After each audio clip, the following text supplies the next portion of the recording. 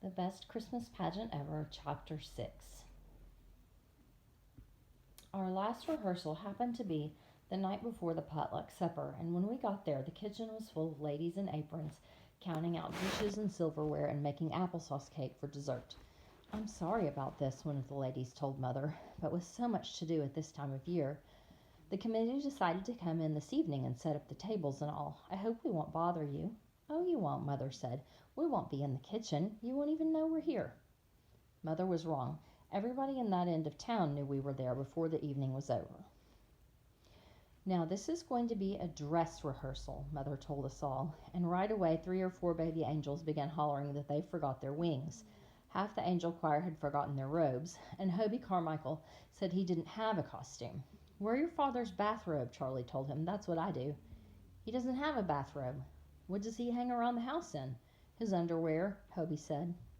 I looked at Alice Windlekin to see if she was going to write that down, but Alice was standing by herself in a corner, patting her hair. Her hair was washed and curled, and her robe was clean and pressed. She even had Vaseline on her eyelids so they would shine in the candlelight, and everyone would say, "Who is that lovely girl in the angel choir? Why isn't she Mary?" I guess Alice was afraid to move, for fear she might spoil herself. "Don't worry about your wings," Mother said. "The main point of a dress rehearsal isn't the costumes. The main point is to go right straight through without stopping. And that's what we're going to do, just as if we were doing it for the whole congregation. I'm going to sit in the back and be the audience." But it didn't work out that way. The baby angels came in at the wrong place and had to go back out again, and a whole gang of shepherds didn't come in at all for fear of Gladys. Imogene couldn't find the baby Jesus doll and wrapped up a great big memorial flower urn in a blanket, and then she dropped it on Ralph's foot. Half the angel choir sang "Away in a Manger," while the other half sang "O Little Town of Bethlehem." So we had to start over a lot. "I've got the baby here," Imogene barked at the wise men. "Don't touch him. I named him Jesus." "No, no, no," Mother came flying up the aisle. "Now, Imogene, you know you're not supposed to say anything. Nobody says anything in our pageant except the angel of the Lord and the choir singing carols. Mary and Joseph and the wise men make a lovely picture for us to look at while we think about what Christmas means." I guess Mother had to say things like that, even though everybody knew it was a big lie. The Herdmans didn't look like anything out of the Bible. They looked more like trick or treat. Imogene even had on great big gold earrings, and she wouldn't take them off. "Now, Imogene," Mother said, "you know Mary didn't wear earrings." "I have to wear earrings. I have to wear these," Imogene said. "Why is that?" "I got my ears pierced, and if I don't keep something in them, they'll grow together." "They won't grow together in half an hour," Mother said. "No, but I better leave them in." "What did the doctor say about leaving them in?" Mother said. "What doctor?" "Well, who pierced your ears?" "Gladys," Imogene said. That really made you shudder, the thought of Gladys Herdman piercing ears. I thought she probably used an ice pick, and for the next 6 months I kept watching Imogene to see her ears turn black and fall off. "All right," Mother said, "but we'll try to find something smaller and more appropriate for you to wear in the pageant.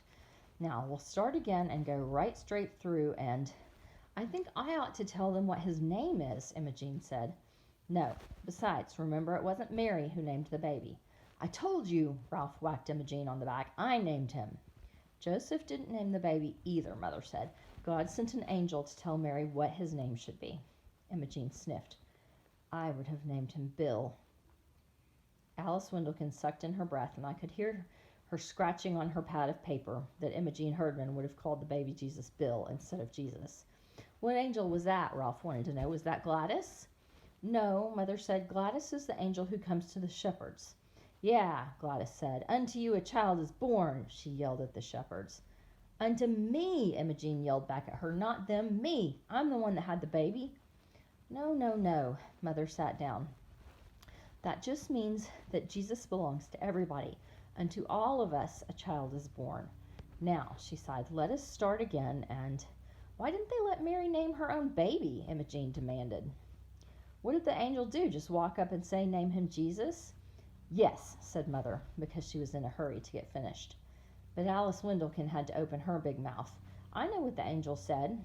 She said, His name shall be called Wonderful Counselor, Mighty God, Everlasting Father, the Prince of Peace. I could have hit her. My gosh, said Imogene. He'll never get out of first grade if he had to write all that. There was a big crash at the back of the church, as if somebody dropped all the collection plates. But it was Miss Hopkins, the minister's wife, dropping a whole tray of silverware. I'm sorry, she said. I was just passing by, and I thought I'd take a peek. Would you like to sit down and watch the rehearsal? Mother asked. No, Mrs. Hopkins couldn't seem to take her eyes off Imogene. I'd better go check the applesauce cake. You didn't have to say that, I told Alice, all that about wonderful everlasting Father and all. Why not? Alice said, patting her hair. I thought Imogene wanted to know. By that time, everyone was hot and tired, and most of the baby angels had to go to the bathroom. So Mother said we would take a 5-minute recess. And then we'll start over, she said, looking sort of hopeless, and go right straight through without stopping, won't we? Well, we never did go right straight through.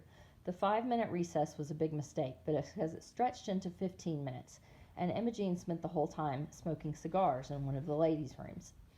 Then Mrs. Homer McCarthy went to the ladies' room and opened the door and smelled something funny and saw smoke, and she ran right to the church office and called the fire department. We were singing Angels We Have Heard on High when what we heard was the fire engine pulling up on the lawn of the church with the siren blaring and the red lights flashing. The firemen hurried in and made us all go outside, and they dragged a big hose in the front door and went looking for a fire to put out. The street was full of baby angels crying and shepherds climbing all over the fire truck, and firemen and all the ladies on the potluck committee, neighbors who came out to see what was going on, and Reverend Hopkins who ran over from the parsonage in his pajamas and his woolly bathrobe. Nobody knew what had happened, including the Herdmans, but I guess they figured that whatever it was, they had done it, so they left. Why in the world did you call the fire department? Mother asked Mrs. McCarthy. Because the ladies' room was full of smoke. It couldn't have been, Mother said. You just got excited. Didn't you know it was just cigar smoke? Mrs. McCarthy stared at her. No, I didn't. I don't expect to find cigar smoke in the ladies' room of the church. She whirled around and marched back to the kitchen. By that time, the kitchen was fuller of smoke than the ladies' room, because while everybody was milling around in the street, all the applesauce cakes got burned. Of course, the ladies on the potluck committee were mad about that. Mrs. McCarthy was mad, and Alice said her mother would be good and mad when she heard about it. Most of the baby angels' mothers were mad because they couldn't find out what had happened, and somebody said Mrs. Hopkins was mad because Reverend Hopkins was running around the streets in his pajamas. It turned out to be the one great big sinful thing Alice kept hoping for. Mrs. Wendlekin read Alice's notes, got on the phone that very night, and called up everyone she could think of. She called the Ladies' Aid and the Women's Society, most of the Flower Committee, all the Sunday school teachers, and Reverend Hopkins. And Reverend Hopkins came to see Mother.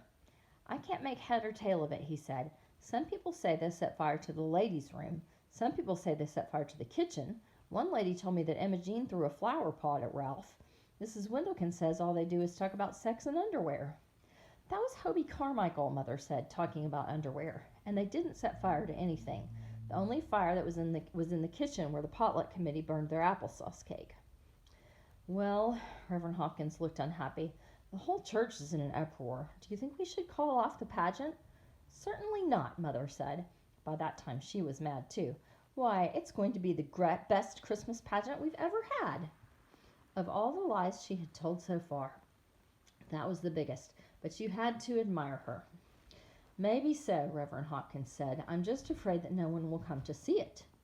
But he was wrong. Everybody came to see what the Herdmans would do.